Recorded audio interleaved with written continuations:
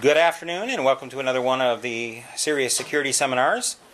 We are in our 14th year of these seminars, and we have yet another interesting speaker to present to you this afternoon. Sid Stamm is a PhD student at Indiana University, where he's working with Professor Marcus Jacobson. He's a graduate of Rose-Hulman Institute of Technology right here in Indiana, and then went on to IU, where he's been working on a number of different things. He's going to talk to us today about his work on various kinds of invasions of browser technology and how to deal with various kinds of phishing attacks. So please join me in welcoming Sid Stamm. Sid. Thank you. So everybody's heard the term phishing, right? Because phishing is evil. The latest trend in the news is to scare people out of using online identity because it could be stolen. And so everybody knows that phishing is definitely a growing business. The evil guys want to steal your ID and your password and your bank account number so that they can have your money. And because phishing is a big deal, people are trying to stop it, naturally, right?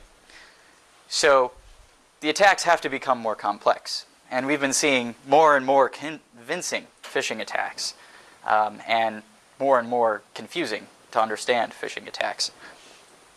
And so we need these detection and prevention measures to figure out how to stop phishing before it starts so people get to keep their money. So today I'm going to talk, I'm going to show you some example phishing attacks for people who aren't maybe up to date on exactly what phishing is and how it works. I'm going to talk about these more complex context-aware phishing attacks, also sometimes called spear phishing. I'm going to show you a specific attack that's particularly nasty, and then I'll show you some solutions to that attack. So I got this phishing email today. It's a little blurry, but I had to whip it into the slides as fast as I could.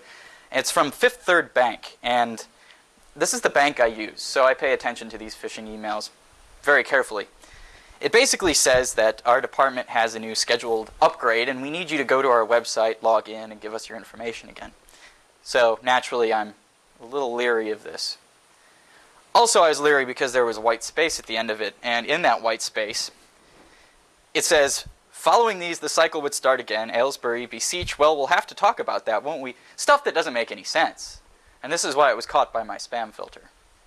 So immediately I know it's not real. Now, a lot of people wouldn't notice that text down at the bottom. So that's what deceives them.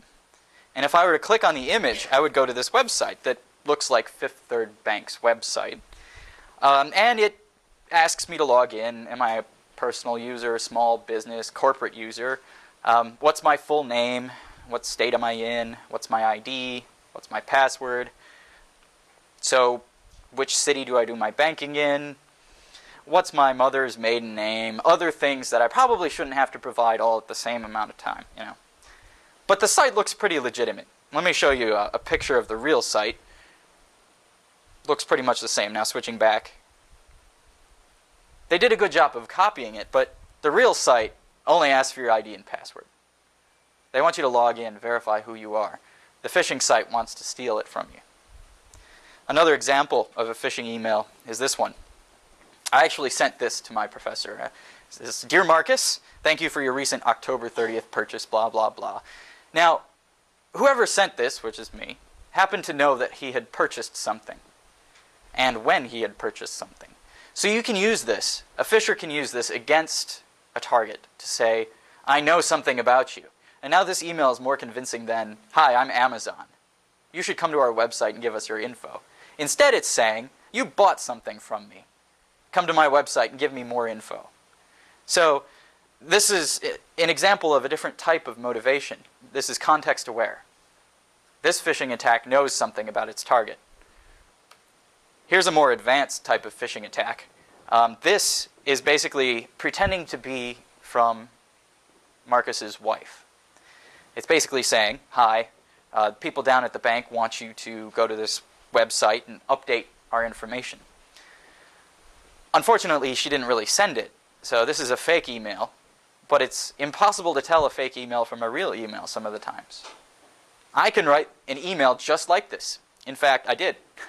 And it appears to come right from his wife, even though it didn't. Now that's the most convincing type. If you know something about someone and you know who their friends are, you can convince them of almost anything online. Now there are 3 specifics about context-aware attacks. You have to obtain data about the targets before you can try and phish them and steal their identity. Once you've done this, you have to customize each email sent out. You can't just bulk email everybody. Most spam is bulk email. They get a big list and they send it out to everybody. A lot of phishing attacks are bulk email. The only thing about context-aware that's really, really important, and this is why we focus on it, is that it's really convincing.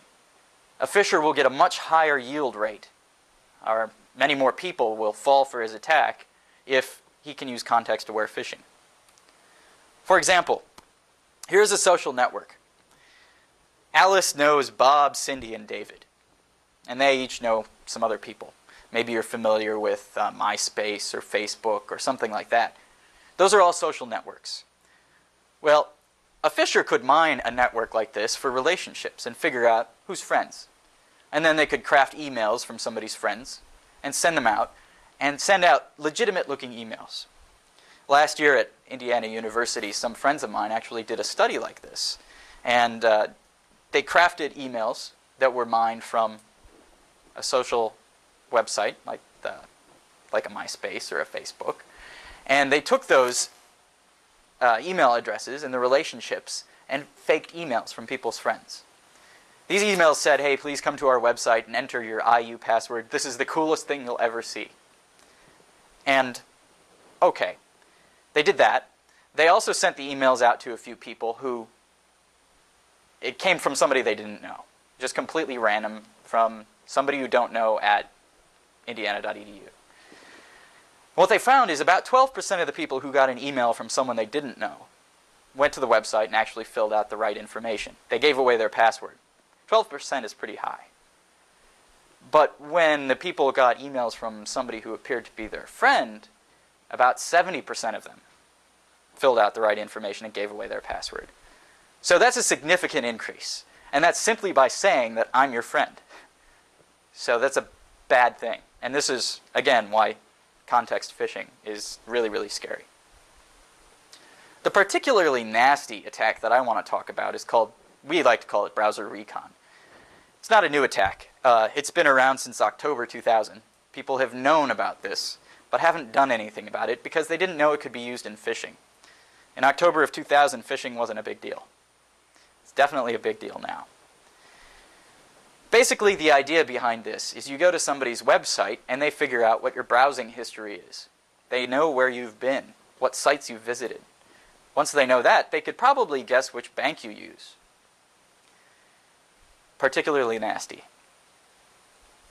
I think I've found a couple. I think quite a few other online stores and e-commerce websites use this to figure out which one of their competitors you've been to. That's okay. It's a little invasive. But figuring out which bank I'm from makes it really easy to figure out how to phish me, how to steal my credit card information. You know which credit card company I use. So let me tell you a little bit about how this works. So here we have a computer and we have a server. I guess this is slightly different than browsing history. This is actually cache history, so things your computer's downloaded. Normally what happens is your computer asks for a web page, and then the server responds by sending you the web page. And on the web page there may be some images. In this case, we have an image called pic1. It asks the server for the image because it doesn't have it yet. And the image goes to the computer and it's saved in the cache. Once that's done, all the other images are downloaded and the page is shown to the user. Now, if it's in the cache, there's a slightly different behavior. So first it asks for the